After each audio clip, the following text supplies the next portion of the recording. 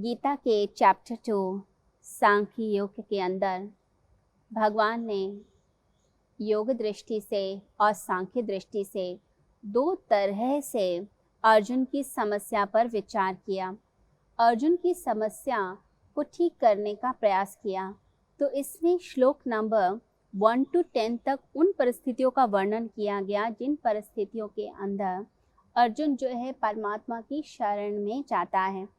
उसके बाद गीता के 11th श्लोक से यानी चैप्टर 2 के 11th श्लोक से असली में माना जाता है, यहाँ से गीता का प्रारंभ होता है। बहुत से जो टीकाकार हैं वो ऐसा मानते हैं। भगवान श्री शंकराचार्य जी ने अपना भाष्य जो है वो चैप्टर 2 के 11th श्लोक से ही प्रारंभ किया।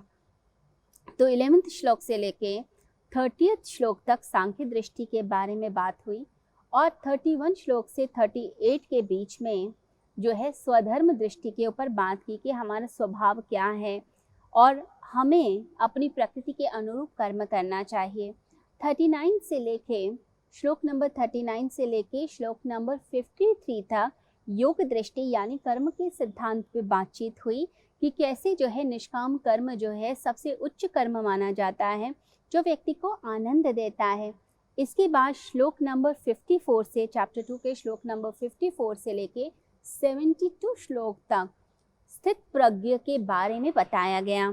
तो यहाँ पर गीता जो है ये कहती है कि जो व्यक्ति योग दृष्टि से और सांख्य दृष्टि से यानी जो आत्मा को अजर अमर मानता है, शरीर को जो है वह नाशवान मानता है, अपनी प्रकृति और स्वभाव के अनुरूप कर्म करता है और साथ ही साथ योग दृष्टि से यानी निष्काम कर्म करता है, परमात्मा को अर्पित करके कर्म करता है और फल की आसक्ति अटैचमेंट नहीं रखता, तो ऐसा व्यक्ति जो है अपनी जिंदगी के एक उच्च शिखर तक पहुंचता है, हाइट पर पहुंचता है।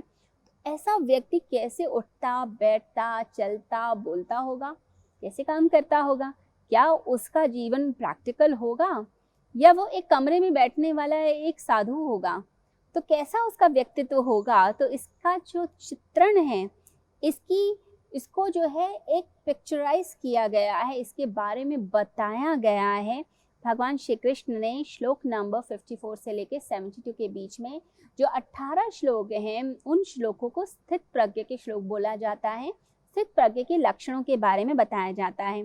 तो जैसे गीता के 18 अध्याय हैं बिल्कुल ऐसे ही यह 18 श्लोक हैं। तो गीता का पूरा सार ही 18 श्लोकों के अंदर है। तो कई लोग क्या करते हैं कि इन्हीं 18 श्लोकों को बोल लेते हैं। तो गीता का अभ्यास जिन्हें करना हो वो क्या करेंगे, इन्हीं 18 श्लोकों की चैंटिंग कर लेते हैं, डेली बैठ के पाठ कर लेते हैं। महात्मा गांधी जी का रेगुलर रूटीन था कि उनकी नित्य प्रार्थना के अंदर स्थित प्रज्ञ के ये जो 18 श्लोक थे ये हमेशा सम्मिलित होते थे, ये इनको ज़रूर पढ़ा करते थे क्योंकि इससे इन्हें जीवन जीने की प्रेरणा मिलती थी कि एक व्यक्ति जिसने अपनी प्रज्ञा को स्थिर कर लिया है, जिसकी बुद्धि स्टेबल हो चुकी है, जिसका माइंड स्टेबल है, वो व्यक्ति कैसे बोलेगा, बैठेगा, कैसे काम करेगा, कैसे सोचेगा, उसके एक्शंस क्या होंगे। तो यह स्थित प्रज्ञ के 18 श्लोक अपने आप में अद्भुत हैं।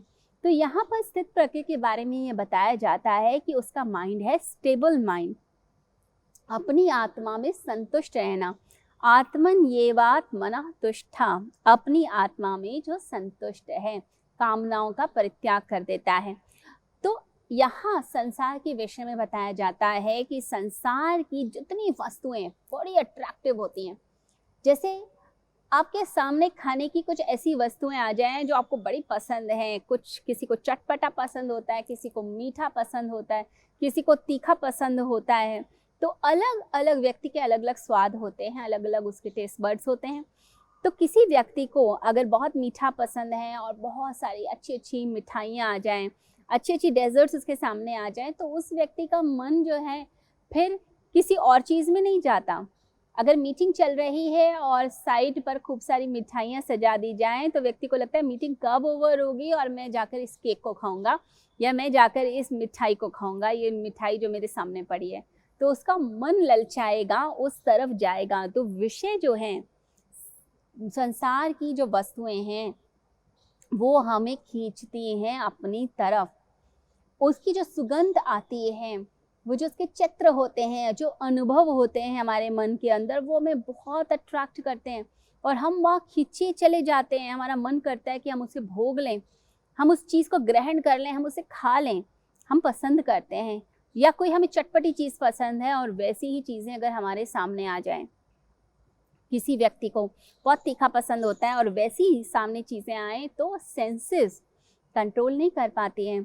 हमारी आँखें वहीं जाएंगी, हमारे कान वहीं जाएंगे, हमारी नासिका वही सुगंध को ग्रहण करना शुरू हो जाती है और हमारे मुख में लार आने लगती है, वैसा ही टेस्ट आने लग जाता है। तो ये चीज़ें हमें अट्रैक्ट करेंगी, अच्छा खाना हमें अट्रैक्ट करता है। और ये सारी बात आजकल जितने भी मार्केटिंग एजेंसीज़ हैं वो बहुत अच्छे से जानती हैं कि विषय खींचते हैं।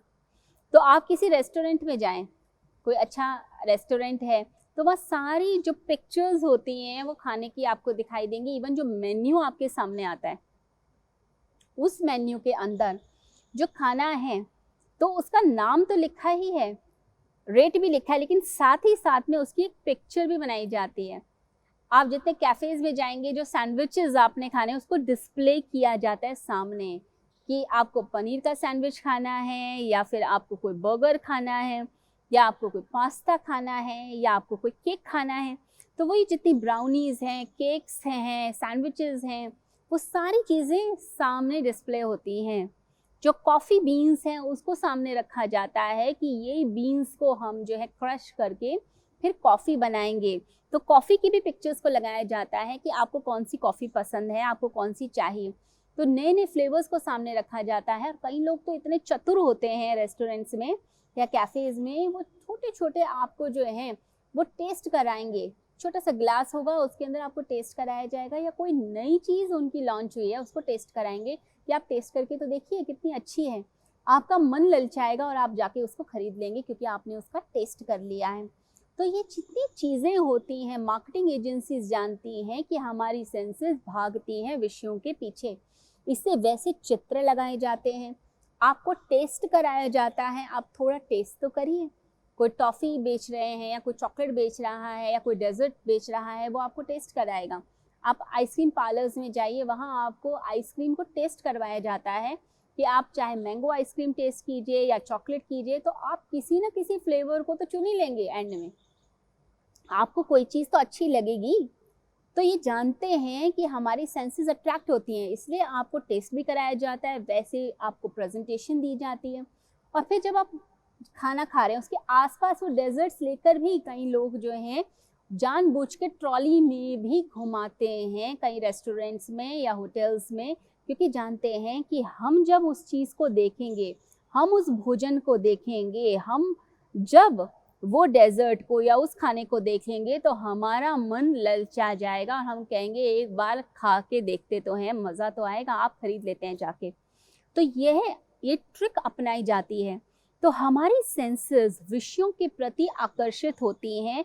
ऐसा भगवान श्री कृष्ण गीता में बोलते हैं, विषय वस्तु संसार की चीज़ें, चाहे वो खाने की चीज़ें हों या फिर आपके सामने जो है, जैसे कई लोगों को ज्वेलरी का शौक़ होता है, तो वैसे ही एडवर्टीजमेंट्स आने लग जाते हैं कि आप जो है मॉडर्न स्टाइलिश ज्वेलरी लीजिए, आपको ऑफिस वेयर के लिए ये लेना चाहिए, या आपको कोई वेडिंग में जाना है तो हम वेडिंग के लिए एक्सपर्ट हैं।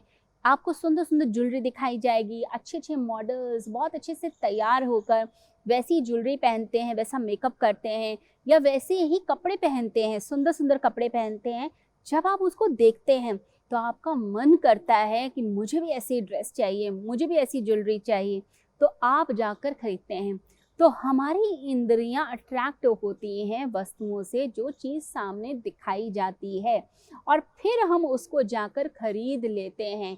कई लोगों का तो ये हाल है कि अगर उधार लेकर भी खरीदना पड़े, लेना पड़े, तो लोग हिचकिचाते नहीं हैं, जाके ले लेते हैं, क्योंकि पहनना ज़रूरी है। ऐसी वस्तु मुझे मिल जाए, ऐसी चीज़ें मुझे मिल जाएं, और जब तक नहीं मिलेगी वो बेचैन रहते हैं, परेशान रहते हैं।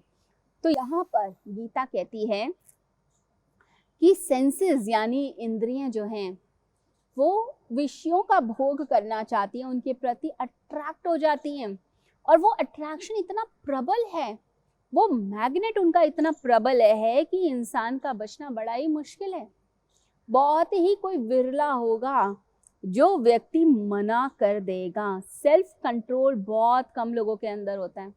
जब सब लोग मज़ेदार खाना खा रहे हों और आप कहें नहीं आज तो मैं डाइटिंग पे हूँ और मैं नहीं खाऊंगा, आपका मन कर ही जाएगा। आप कुछ देर मना करेंगे लेकिन उसके बाद आप जो है और लोगों से बल्कि दुगना ज़्यादा खा लेंगे।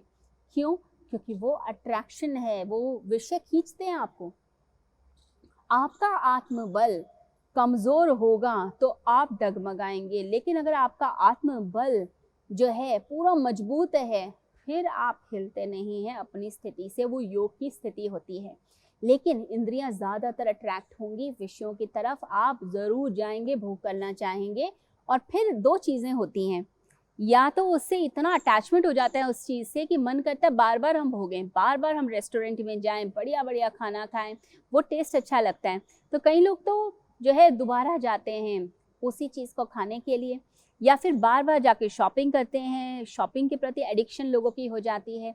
तो ये राग पैदा होता है, अटैचमेंट पैदा होता है उस चीज़ के प्रति, दोबारा भोगने का मन करता है, दोबारा खाने का मन करता है, किसी की सुंदरता को देखने का मन करता है, किसी की बातें सुनने का मन करता है।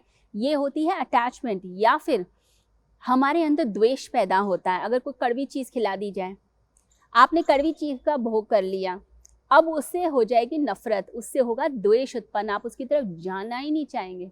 कोई आग की तरफ जाए, उंगली डाल दे और हाथ जो है आपका आग से जल जाए, आप दोबारा उंगली नहीं डालेंगे। तो द्वेष पैदा होता है। तो विषयों के भोग से दो चीज़ें होंगी, या तो अटैचमेंट या फिर डिटैचमेंट होने लग जाती है। तो व्यक्ति इतना अट्रैक्ट हो जाता है चीज़ों के प्रति कि उसे भोगना बहुत ज़रूरी हो जाता है, और जब तक नहीं भोगेगा तब तक उसे लगता है शांति नहीं मिली। लेकिन यहाँ पर एक ट्विस्ट है, क्षणिक सुख तो मिलता है। अब आपको एक रसगुल्ला खाएंगे तो बड़ा मजा आएगा, 2 खा लेंगे, 10 खा लेंगे। अब कोई कहे आपको 50 रसगुल्ले खाइए, कितना मुश्किल है। एक रसगुल्ले में आनंद है, 2 में भी है, 3 में भी है, लेकिन 10 के बाद वो मजा फिर सजा बनने लग जाता है। तो विषयों का भोग क्षणिक सुख तो देगा, लेकिन उसका रिपीटेशन बार बार और फ्रीक्वेंट रिपीटेशन, जल्दी जल्दी जल्दी उसी अनुभव को रिपीट करने से दुख मिलता है। जैसे एक रसगुल्ले को खाने से तो बहुत मज़ा आएगा, लेकिन अगर 50 रसगुल्ले खाने की शर्त रख दी जाए तो आपके लिए मज़ा नहीं है, फिर वो सज़ा है। अगर एक चीज़ से सुख मिलना था तो 50 से तो ज़्यादा सुख मिलना चाहिए था। अगर एक रोटी से आनंद आ रहा था तो फिर 50 रोटी से तो और आनंद आता, लेकिन ऐसा नहीं होता है। तो यहाँ पर लिमिटेशन है दुनिया की चीज़ों की, कि थोड़ी देर का, कुछ सेकंड का मज़ा तो आता है, लेकिन उसके बाद फिर विषाद शुरू होता है, दुख शुरू होता है। हर व्यक्ति चाहता है मज़ा जिंदगी भर का हो, आनंद जिंदगी भर का हो, चिरस्थायी आनंद, शांति चाहिए, प्रसाद चाहिए। हम मंदिरों में जब जाते हैं तो जब पंडित जी हाथ में लड्डू देते हैं, कहते हैं प्रसाद है। वो प्रसाद का मतलब है प्रसन्नता, भगवान प्रसन्न हुए हैं, आपको आशीर्वाद मिला है। वो प्रसाद जब मिलता है आनंद आता है, प्रसाद को आनंद कहा गया है। तो ये आनंद हमें चाहिए, हर समय हर क्षण चाहिए। पर ऐसा चिरस्थायी आनंद तो वस्तुओं में है नहीं, फिर कहाँ से मिलेगा? वो आनंद मिलता है परमात्मा में डूबकर, यानी अपनी आत्मा में डूबकर उस आनंद को हम प्राप्त करने लगते हैं। ईश्वर की ज्योति से जुड़कर आनंद हमें मिलने लगता है। तो यहाँ गीता कहती है कि अपनी बेकार की इच्छाओं का त्याग कीजिए और अपने मन को आत्मा में लगाइए, तो आपको हर समय आनंद मिलेगा, हर समय खुश रहना सीख जाएंगे। जो लोग भक्ति करते हैं, जो लोग तपस्या करते हैं, उनके अंदर एक स्पेशल पावर आने लग जाती है कि हर समय खुश रहना सीख जाते हैं। अब कोई संकट आया, अब घर के लोग तो दुखी हो रहे हैं, पता नहीं कैसे होगा, पता नहीं हम क्या करेंगे। लेकिन जो व्यक्ति भक्ति कर रहा है, तपस्या कर रहा है, साधना कर रहा है, वो व्यक्ति दुखी नहीं होता है, वो व्यक्ति परेशान नहीं है, वो स्टेबल है। तो बाकी लोग कहते हैं कि तुम्हें दुख नहीं हो रहा, तुम परेशान क्यों नहीं होते, तुम तो बिल्कुल आराम से बैठे हो। वो कहता है कि रास्ता निकल जाएगा। विश्वास रखो परमात्मा पर, कुछ ना कुछ हल तो निकलेगा ही निकलेगा। उसने समस्या दी है तो समाधान भी वही देगा, और बिना समाधान के कोई समस्या होती ही नहीं है, इतना मुझे विश्वास है। तो अपने ऊपर विश्वास कर लेता है। तो गीता कहती है, भगवान श्री कृष्ण कहते हैं, हमारे गोविंद कहते हैं कि आपने कामनाओं का त्याग करना है, बेकार की इच्छाओं का पहले तो त्याग कीजिए और मन को लगाइए आत्मा में। आत्मन्येवात्मना तुष्टा, आत्मा में संतुष्ट रहने का प्रयास, परमात्मा की ज्योति से जुड़ने का प्रयास कीजिए। जब व्यक्ति की सेंसेस अपनी अंदर की तरफ मुड़ने लगती हैं, अपना आत्मबल हम बढ़ाने लगते हैं, तब चीज़ों पर हम विजय प्राप्त करने लगते हैं, चिरस्थायी आनंद में जीने लगते हैं। नहीं तो क्या है, भटकन ही भटकन है संसार के अंदर। लोग भटकते रहते हैं, अपनी हेल्थ खराब करते हैं, अपना भाग्य खराब करते हैं, अपनी जिंदगी बर्बाद करते हैं, छोटे से लालच के लिए, कुछ क्षणों के सुख के लिए अपनी पूरी जिंदगी तबाह करने को तैयार हो जाते हैं। जबकि इतना बड़ा आनंद उनके लिए बैठा हुआ है, चारों ओर आनंद का समुद्र है, आनंद रस बह रहा है, लेकिन फिर भी मनुष्य परेशान दिखाई देता है, फिर भी मनुष्य दुखी दिखाई देता है। तो इसमें गलती जो है व्यक्ति की खुद की गलती है, तो इसको हमें सुधारना होगा। हम देखते हैं बहुत सारे लोगों को कि जिनकी सेहत खराब रहती है, अब किसी को शुगर प्रॉब्लम है, डायबिटीज़ का प्रॉब्लम है, और वो व्यक्ति बार बार इंद्रियों के बहकावे में आता है। जब घर के लोग मीठा खाते हैं तो उसका मन भी मीठा खाने को करता है। और ज़्यादातर ये देखा जाता है डायबिटीज़ के जो रोगी होते हैं वो छुप छुप कर मीठा खाते हैं, फ्रिज खोलेंगे और मीठा खा लेंगे। जब घर के सब लोग सो जाते हैं तब जाकर चुरा कर मीठा खाएंगे। बड़े बड़े लोग जिनके पास सारी फैसिलिटीज़ हैं, इतने अमीर लोग भी अपने घर में चोरी करके खा रहे होते हैं, क्योंकि घर के लोग मना करते हैं आपने मीठा नहीं खाना। अब उनको तलब लग रही है, उनका मन कर रहा है। अब बार बार इसी इच्छा को आप रिपीट करेंगे तो फिर क्या होगा, बार बार इसी इच्छा को रिपीट करने से आपकी सेहत खराब होगी। लेकिन अगर आप अपनी इस गलत आदत पर कंट्रोल कर लेते हैं, अपने ऊपर संयम बना लेते हैं, आत्मबल बढ़ाते हैं, अपनी आत्मा से कनेक्ट होते हैं, तो आप जो है अपनी बीमारी से मुक्त हो पाएंगे, एटलीस्ट वो स्टेबल तो कर पाएंगे। अब आज के समय में जो लोग बहुत एडिक्ट हो जाते हैं शुगर से, क्योंकि देखिए जो मीठा है वो प्लेजर देता है, आनंद देता है, तो व्यक्ति एडिक्ट होगा ही होगा। तो आज के समय में लोग हिप्नोसिस का, मेडिटेशन का सहारा ले रहे हैं कि कैसे शुगर की एडिक्शन जो है, क्योंकि शुगर की भी एडिक्शन है, मीठे की भी एडिक्शन होती है। कई लोग ओवर ईटिंग करते रहते हैं हर समय। ये जो ओवर ईटिंग करना है, गलत खाना पीना है, बहुत ज़्यादा मीठा खाना है, ये जो आदतें हैं इनको दूर करने के लिए हिप्नोसिस और मेडिटेशन का सहारा ले रहे हैं कि कैसे हम अपने आत्मबल को बढ़ाएं, अपने ऊपर कंट्रोल इतना बढ़ाएं कि हम इस गंदी आदत से दूर हो जाएं और हमारी सेहत जो है ठीक हो जाए। अगर इस आदत की वजह से मैं बीमार रहता हूँ, मेरी सेहत खराब हो जाती है, तो मुझे ऐसी आदत चाहिए ही नहीं, मुझे इससे मुक्त होना है। तो इसके लिए लोग सहारा लेते हैं कि जिससे आत्मबल बढ़े। जब हमारा आत्मबल बढ़ता है, हम अपनी आत्मा से कनेक्ट होते हैं, उससे शक्ति प्राप्त करते हैं, परमात्मा से शक्ति प्राप्त करते हैं, तब उस समय हम अपने अंदर की समस्याओं पर विजय प्राप्त करने लगते हैं, अपनी इच्छाओं पर विजय प्राप्त करते हैं। तो यहाँ भगवान श्री कृष्ण कहते हैं कि अपनी बेकार की इच्छाओं का त्याग कीजिए, जो इच्छा आपको नर्क की तरफ लेकर जाती है। अब कुछ लोग होते हैं जो बड़े आलसी टाइप के होते हैं, उन्हें मज़े से सोना बड़ा अच्छा लगता है, ऑफिस में टाइम पे कभी आएंगे ही नहीं, काम चोर, टाइम की चोरी करते हैं, चाहते हैं बदले में ज़्यादा चीज़ मिले, मान सम्मान भी मिले, लोग वाहवाही करें, पैसा भी मिले, प्रमोशन भी मिले, लेकिन टाइम पे आना ही नहीं है, मज़े से सोना अच्छा लगता है, आलसी।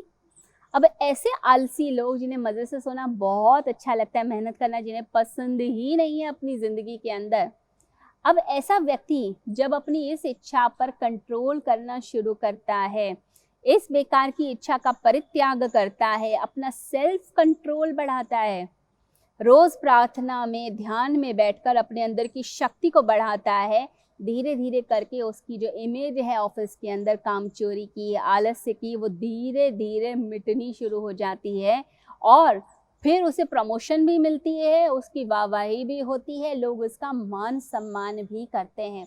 परंतु ये कैसे हुआ? अपनी बेकार की इच्छा का त्याग करके और अपने अंदर के कंट्रोल को बढ़ाकर, कंट्रोल बढ़ाना पड़ेगा, आत्मबल बढ़ाना पड़ेगा। तो यहाँ भगवान श्री कृष्ण कहते हैं स्थित प्रज्ञ के बारे में कि स्थित प्रज्ञ जो होता है वो अपनी आत्मा में संतुष्ट रहना सीख जाता है, अपनी आत्मा से पावर लेता है और विषयों के ऊपर कंट्रोल करना सीखता है। तो यहाँ पर एग्जाम्पल दिया जाता है कछुए का। जैसे कछुआ जो है अपने अंगों को समेट लेता है, अपने शेल में वापस चला जाता है, ऐसा ही संसार के अंदर जो हमारी इंद्रियां भ्रमण कर रही हैं, बार बार चीज़ों के प्रति अट्रैक्ट हो रही हैं, वहाँ से उस एनर्जी को विड्रॉ कीजिए और वापस अपने अंदर लेकर आइए। जब वो एनर्जी परमात्मा से, अपनी आत्मा से कनेक्ट होगी, तब वो एनर्जी जो है आपको आनंद देगी, आपको शांति देना शुरू हो जाएगी। ये बहुत ज़रूरी है कि हम अपने आनंद की, अपने शांति की अवस्था में जीना शुरू कर दें और दुख की अवस्था के पार जाने लग जाएं। लेकिन यहाँ पर एक बात आती है कि इच्छाओं का त्याग और ये सारी बातें हम सुन तो रहे हैं, पर है तो थोड़ा सा मुश्किल कि जो हमारी एक प्रबल इच्छा होती है हम उसको कैसे कंट्रोल करें, अपना सेल्फ कंट्रोल कैसे बढ़ाएं। क्योंकि कई बार पुरानी चीज़ें बहुत याद आती हैं, पुराने अनुभव बहुत याद आते हैं। कोई व्यक्ति आपको बहुत पसंद है, आप उसके साथ जो है कैफ़े में जाते हैं, घूमते हैं, फिरते हैं, दोस्ती करते हैं, आपकी मित्रता हो जाती है, आपको वो सारे अनुभव याद आने लग जाते हैं और व्यक्ति बार बार फिसलता चला जाता है। अब ये जो अनुभव हैं ये आपको जो है खींचेंगे, अपनी तरफ अट्रैक्ट करते हैं। तो यहाँ पर बात आती है कि व्यक्ति अट्रैक्ट होता है चीज़ों से, कैसे अपना नियंत्रण करे। मेडिटेशन कर रहा है, प्रार्थना कर रहा है, भगवान से जुड़ा हुआ है, लेकिन कैसे वह इच्छा का त्याग करेगा। तो भगवान कहते हैं कि विषयों के प्रति भागना बंद कीजिए, चीज़ों के प्रति एक तो भागना बंद कीजिए। दूसरी बात, जब परमात्मा का रस आपके अंदर ज़्यादा बहने लग जाएगा, परब्रह्म का रस आपके अंदर ज़्यादा बहने लग जाएगा, तो वो रस आपको इतनी शांति, इतना चैन देगा कि आपको फिर संसार की जो विषय वस्तु हैं उसमें इतना आनंद नहीं मिलेगा। इसलिए देखा जाता है जो लोग भक्ति कर रहे हैं, तपस्या कर रहे हैं, वो कई बार खाना पीना भूल जाते हैं, कई बार दुनियादारी भूल जाते हैं, अच्छे वस्त्र पहनना, लोगों के बीच में पार्टी करना सब छूटना शुरू हो जाता है। क्यों? क्योंकि आनंद इतना मिल रहा होता है, उस आनंद में वह अहो भाव में चले जाते हैं, एक खुशी के भाव में आते हैं, एक आनंद की अवस्था में होते हैं, उन्हें फिर कोई चीज़ नहीं चाहिए।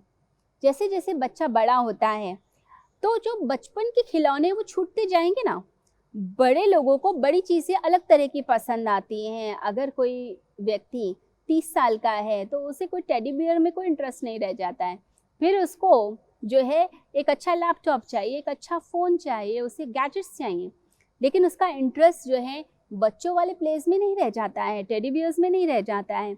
तो ऐसे ही जब चेतना का विकास होता जाता है तो बच्चों जैसी मानसिकता वाली जो चीज़ें हैं जो पहले बड़ी खुशी देती थी वो छूटने लग जाती हैं। फिर हम परब्रह्म के आनंद में जीवन जीना शुरू करते हैं और परमात्मा के उपकरण बन जाते हैं, उसके निमित्त बनते हैं। फिर हमें पता होता है कर्म ही हमारे हाथ में, फल परमात्मा के हाथ में है। निष्काम कर्म करते जाओ, भगवान का नाम लेते जाओ, आगे बढ़ते जाओ। तो ऐसे व्यक्ति के अंदर आती है समता, बैलेंस आ जाता है, यानी सुख दुख, सिद्धि असिद्धि में, मान अपमान में व्यक्ति सम होता है।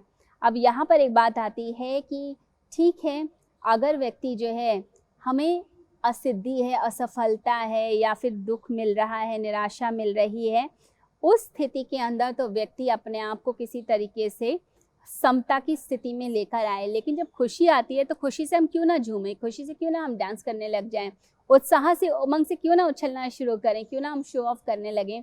तो यहाँ भगवान श्री कृष्ण कहते हैं दोनों स्थितियों में बैलेंस इसलिए ज़रूरी है क्योंकि दोनों चीज़ें जो ओवर एक्साइटमेंट लेकर आती है हमारे अंदर, वो क्या करती है, वो अंत में हमें हिलाती है हमारी स्थिति से, हमारे आत्मबल को ही कमज़ोर कर देती हैं। इससे सुख और दुख दोनों में सम रहना सीखिए। कई बार क्या होता है, ज़्यादा खुशी भी इतनी एक्साइटमेंट पैदा कर देती है कि व्यक्ति को प्रॉब्लम ही हो जाती है।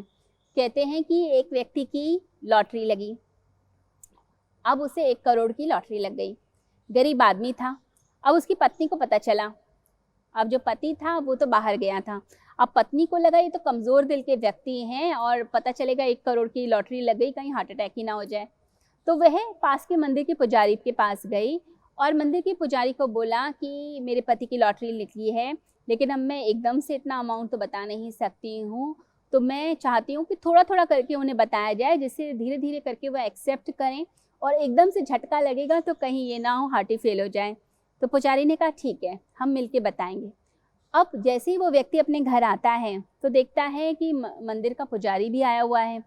तो उसने पूछा क्या काम है? तो उसने बोला कि आपकी जो है 50,000 की लॉटरी निकली है। तो उस व्यक्ति ने कहा हाँ, बहुत खुशी की बात है। तो उसके बाद उसने कहा कि क्या आप अंदर से कोई संकल्प लेना चाहते हैं? आपकी इतनी लॉटरी निकली है तो? उस व्यक्ति ने कहा ठीक है, अगर मेरी 50,000 की लॉटरी निकली है, जितनी भी अमाउंट की लॉटरी निकली है, मैं आधी रकम जो है तुम्हें ही दे दूँगा। और कहते हैं कि जैसे ही पुजारी ने ये बात सुनी, वो गरीब पुजारी था, जैसे उसने ये बात सुनी उसी को ही हार्ट अटैक हो गया, क्योंकि उसे तो असलियत पता थी कि इसे 50,000 की नहीं, इसे तो 1 करोड़ की लॉटरी निकली है और 50 लाख मिल जाएंगे। जिसने कभी ज़िंदगी में 5 या 10,000 रुपये भी ना देखे हों, उसे 50 लाख मिल जाएंगे। तो उसी पुजारी का ही हार्ट अटैक हो गया। तो सुख और दुख दोनों स्थितियाँ ही हमारे अंदर इतनी एक्साइटमेंट पैदा कर देती हैं कि व्यक्ति कई बार उसे संभाल नहीं पाता।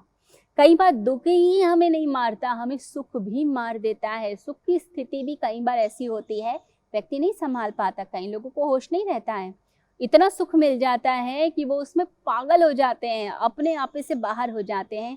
तो भगवान कहते हैं स्थित प्रज्ञ का रूप वह है जो हमेशा सम रहता है, बैलेंस पर्सनालिटी है, विनम्र रहता है, स्टेबल रहता है, साहसी रहता है, खुश रहता है, आनंद में रहता है और स्वयं एक आनंद की स्थिति के साथ जीते हुए दूसरे के लिए भी आनंद की स्थिति को पैदा करता है। तो ऐसी स्थिति हमारी आए, इसका हमें प्रयास करना है।